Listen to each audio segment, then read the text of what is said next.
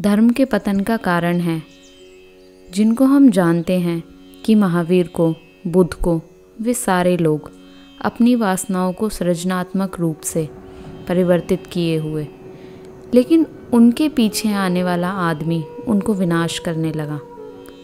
और यह होने के पीछे कुछ कारण है। कारण यह है कि जब भी हम किसी ऐसे व्यक्ति को देखते हैं जिसकी वासनाएं विलीन हो गई, तो हम भी सोचते हैं कि हमारी भी वासनाएं विलीन हो जाएं।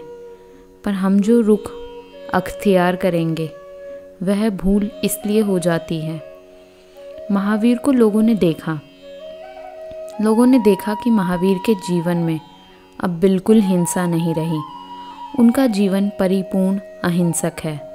तो लोगों ने सोचा हम भी हिंसा को नष्ट करें, लेकिन उन्हें पता नहीं महावीर ने हिंसा नष्ट नहीं की, महावीर ने अहिंसा उपलब्ध की है। इन दोनों के फ़र्क को आप समझ लें।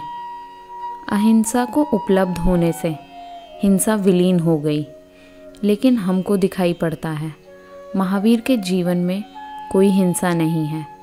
तो हम भी पैर फूंक कर रखें, हम भी पानी छान कर पिएं, हम भी रात्रि में खाना ना खाएं, हम भी कुछ ऐसे उपाय करें कि हमारी हिंसा विलीन हो जाए। इस भवन में प्रकाश जल रहा है। बाहर से लोग देखेंगे कि इस भवन के लोगों ने अंधेरा अलग कर दिया।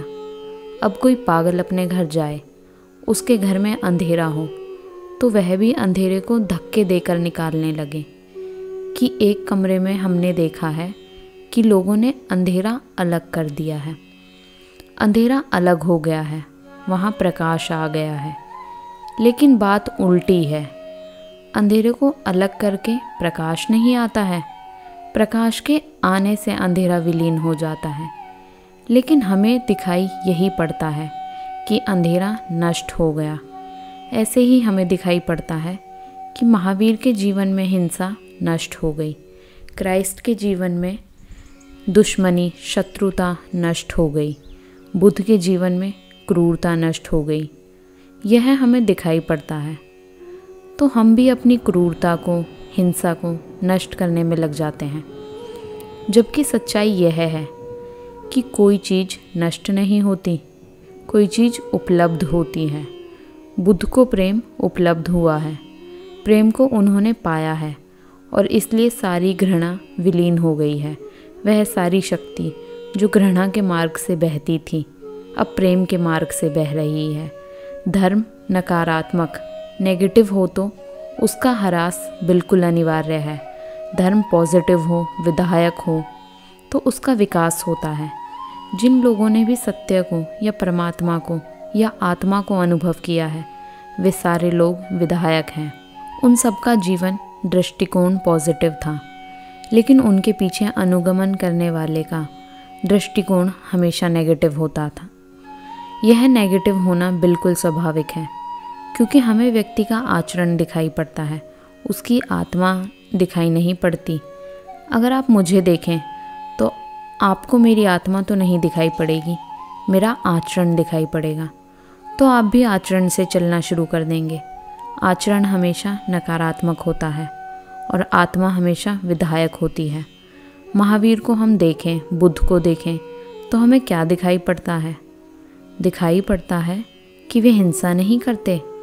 यह दिखाई पड़ता है उनके भीतर जो प्रेम का जन्म हुआ है, वह हमें दिखाई नहीं पड़ता।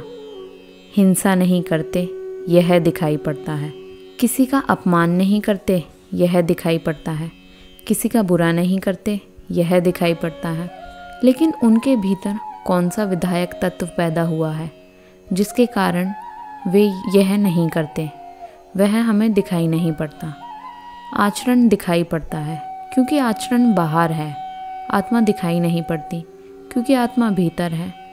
और तब हम सोचते हैं, अगर ऐसा ही आचरण हमारा भी हुआ तो हम भी उनकी जैसे आत्मा को पहुंच जाएंगे।